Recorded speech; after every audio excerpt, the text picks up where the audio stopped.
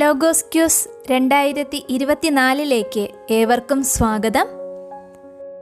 ന്യായാധിപന്മാർ 3-ാം അധ്യായം 16 മുതൽ 31 വരെയുള്ള വാക്യത്തിലെ ചോദ്യോത്തരങ്ങളാണ് ഈ വീഡിയോയിൽ ഉൾക്കൊള്ളിച്ചിരിക്കുന്നത്. ഒന്നാമത്തെ ചോദ്യം: ഏഹൂദ് ഉണ്ടാക്കിയ ഇരുവായ്ത്തല വാളിന് എത്ര മുഴം നീളമുണ്ടായിരുന്നു?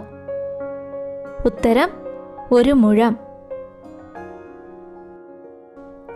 രണ്ടാമത്തെ ചോദ്യം: ഏഹൂദ് ഉണ്ടാക്കിയ ഇരുവായ്ത്തല വാൾ എവിടെയാണ് ഒളിപ്പിച്ചത്? ഉത്തരം: വസ്ത്രത്തിനടിയിൽ വലത്തെ തുടയിൽ കെട്ടിവച്ചു. മൂന്നാമത്തെ ചോദ്യം: എഗ്ലോൺ എങ്ങനെയുള്ള ആളായിരുന്നു? ഉത്തരം: തടിച്ചു കൊഴുത്ത മനുഷ്യനായിരുന്നു.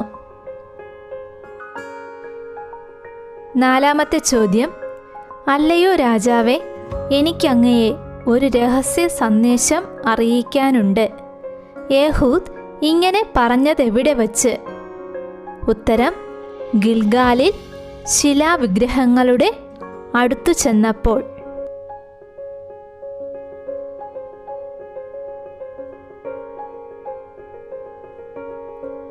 അഞ്ചാമത്തെ ചോദ്യം: ഏഹൂദ് രഹസ്യ സന്ദേശം എൻ്റെ പക്കലുണ്ട് എന്ന് പറയുമ്പോൾ എഗ്ലോൺ എവിടെ ഇരിക്കുകയായിരുന്നു? ഉത്തരം: വേനൽക്കാല വസതിയിൽ.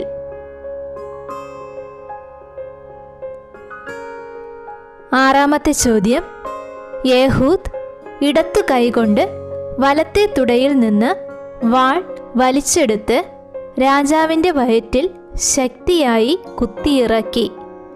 രാജാവ് ആരാണ്? ഉത്തരം: എഗ്ലോൺ.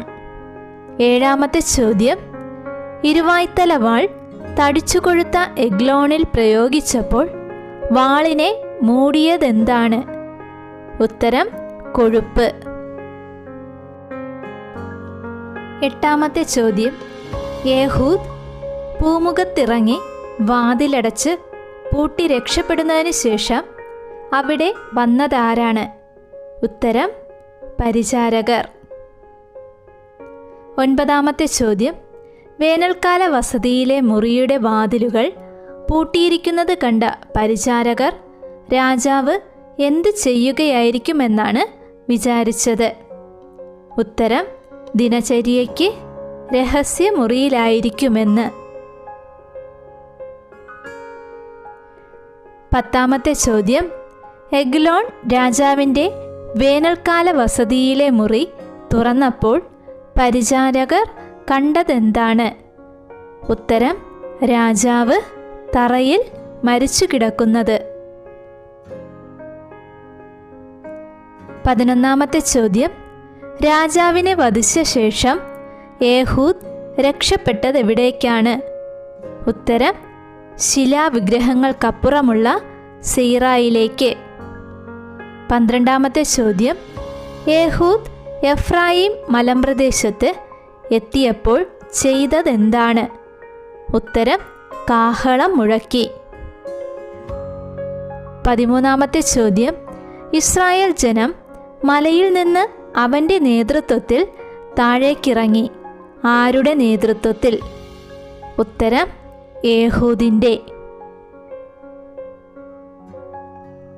14ാമത്തെ ചോദ്യം: ധീരന്മാരും കരുത്തുറ്റവരുമായ എത്ര മോവാബ്യരെയാണ് ഇസ്രായേൽ ജനം കൊന്നത്?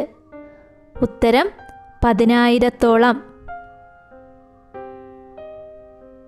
15ാമത്തെ ചോദ്യം: മോവാബ് പിടിച്ചടക്കിയ ഇസ്രായേൽ നാട്ടിൽ എത്ര കാലം ശാന്തി നിലനിന്നു? ഉത്തരം: 80 വർഷം. 16ാമത്തെ ചോദ്യം: ഏഹൂദിൻ്റെ പിൻഗാമി ആര്? ഉത്തരം: ശങ്കാർ. 17ാമത്തെ ചോദ്യം: അനാത്തിൻ്റെ പുത്രനാര്? ഉത്തരം: ശങ്കാർ. 18ാമത്തെ ചോദ്യം: ശങ്കാർ എത്ര ഫിലിസ്തീനരെയാണ് ചാട്ട കൊണ്ട് കൊന്നത്? ഉത്തരം 600. 19-ാമത്തെ ചോദ്യം. ന്യായാധിപന്മാർ 3-ാം അധ്യായം 31-ാം വാക്യത്തിലെ തലക്കെട്ട് എന്ത്? ഉത്തരം ശങ്കാർ.